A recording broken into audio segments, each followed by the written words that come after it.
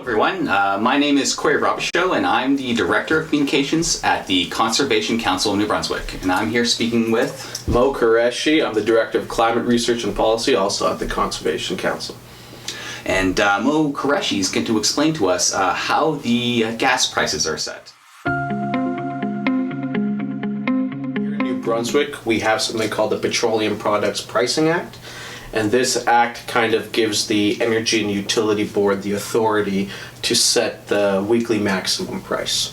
Can you explain exactly what is the Energy Utility Board and how does it work? Yeah, the EUB for short, for Energy and Utility Board, they're an independent regulatory agency, and they kind of overlook all of the energy matters within the province. So they kind of set the utility rates that NB Power is applying for. They do all the licensing and regulations regarding any energy projects, infrastructure projects.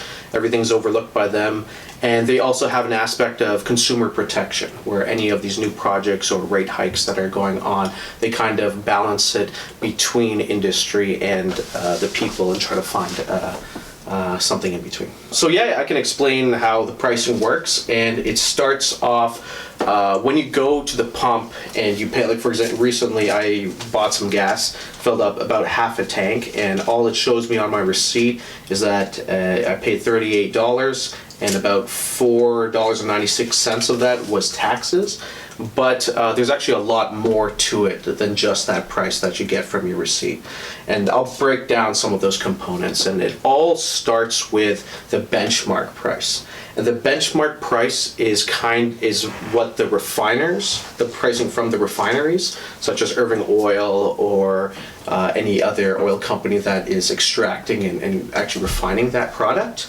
But here in New Brunswick, the province, they actually subscribe to a service from, I think it's called Argus, but they take the New York Harbor price. So what the New York Harbor price is kind of an averaging of fuel prices from around the world. So it takes into account, some of the international situations going on, and it looks at fuel pricing every single day, what values those could be, and then the province, they kind of average them throughout the week, and that's how they determine what the refiner benchmark is. So the benchmark is based off the New York Exchange, and so that's not exactly a defined price. It changes every week, so that's the biggest variable in the equation. Okay.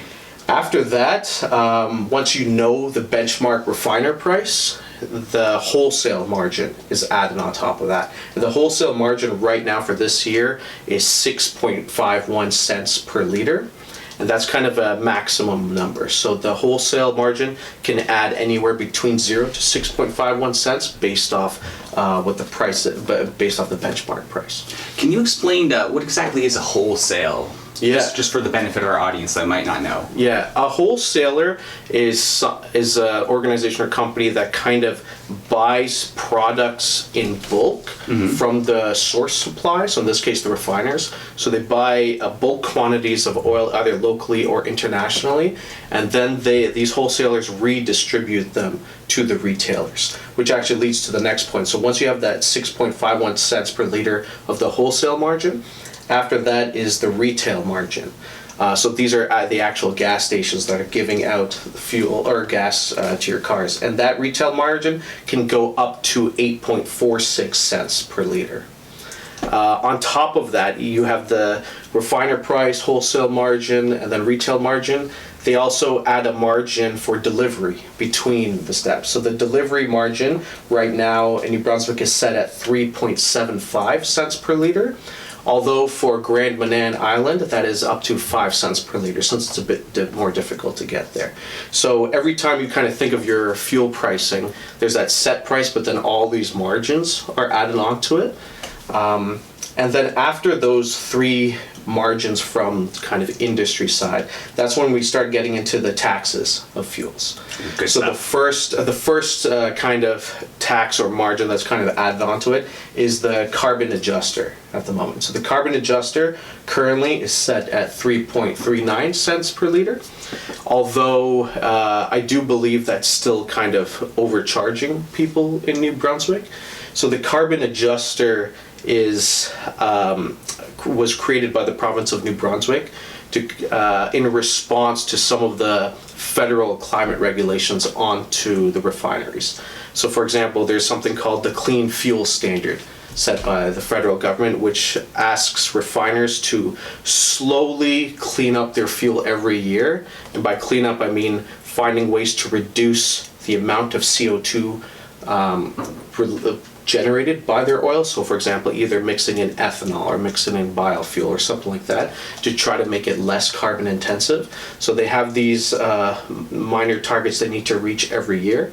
And there are other regulations that are on top of refiners. So the province, they added the carbon adjuster as a way for these refiners to kind of pass those costs off onto consumers.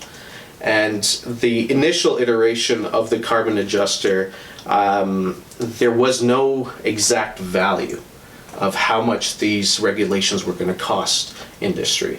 So they kind of are guessing at the moment. They came up with a formula, and it's really over exaggerating the cost of compliance. Because when you have to comply with these federal regulations, the refiners have multiple pathways or different compliance options.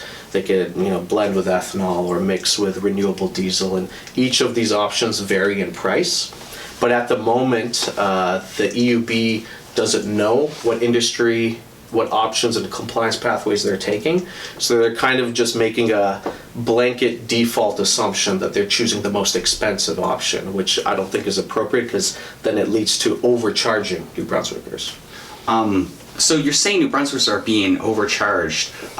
Could we be undercharged? Well, technically speaking, the carbon adjuster has a mechanism where it could go negative. Mm-hmm. And by negative, that would actually reduce the fuel price. However, I feel that's unlikely. The way the EUB is operating at the moment is just kind of assuming that industry is suffering from these regulations, so they're setting it quite high.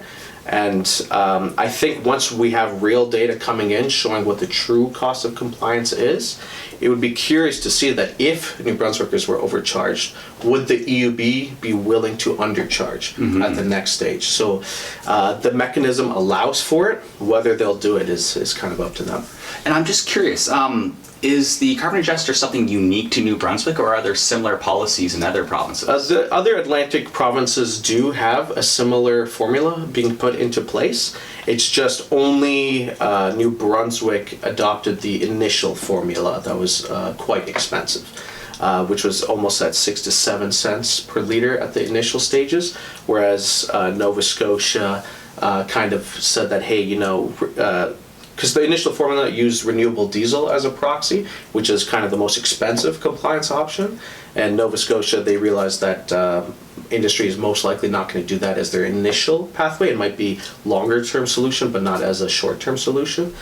New Brunswick was the only one that adopted that as the initial solution. That's why it was kind of priced like that. But hopefully, as the months go on, we can start getting some real data. And I think for me personally, I don't think it's appropriate to charge New Brunswickers until you know the exact cost that the refiners are experiencing. So if you don't know the exact cost, I'd rather we don't guess it and put that cost to burden onto people. Thank you for the explanation. No problem. So after the carbon adjuster, there's the provincial tax. The provincial tax is set at 10.87 cents per liter.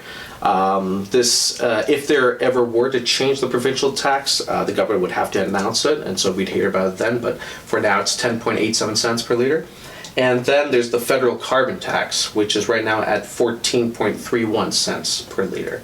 So the federal carbon tax is interesting because whenever the fuel prices go up, everyone's so quick to blame the carbon tax, but that only changes once a year and is fixed for the entire year, and you usually get a lot of that money back as the rebate. So throughout the year, as you see oil prices fluctuating, that has nothing to do with the carbon tax. That's more the refiner part, because it's such a volatile market and such a volatile industry with everything going on in the world, right? That price does fluctuate and can spike from time to time. So the carbon price changes once per year, and every other change you're seeing has to do with the refiner margins being changed throughout interesting. Week by week. So you're saying that the carbon tax actually doesn't have a huge impact on the gas prices? No, other than that 14.31 cents, it doesn't change throughout the year. And so it may seem like a lot at first, but hopefully, I mean, at least most people are getting their carbon rebates if you file your taxes. And depending on your family size, you get a different amount. And if you're in rural areas, you might get a little bit more. So that's there. The final thing, though, is that after all those margins and after those 3 taxes, on top of all of that, GST is applied. So 15% GST on top of everything. So that kind of stings a little because it is a tax on top of a tax. So when you get your final, when you pay for your gas, you're at the pump, all you really see on your receipt is the addition after all these margins and then the tax value. Okay, so just to clarify, that GST, that's being charged at the final step. That's not on each step over and over and over. Yeah, it's applied. Yeah, it's applied on the final step after all of those are added together. Okay, just touched on the point where you're saying we're not seeing this information on the receipt. Do you have any ideas why, and what would be the benefit of not having access to this information, or vice versa? Is there a benefit to having access to this information, being more transparent? Well, a lot of people are frustrated about the fuel price, and rightfully so.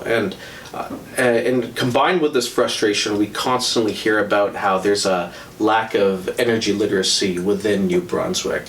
And I don't think it's really a lack of energy literacy. I think it's a lack of accessible information and a lack of transparency.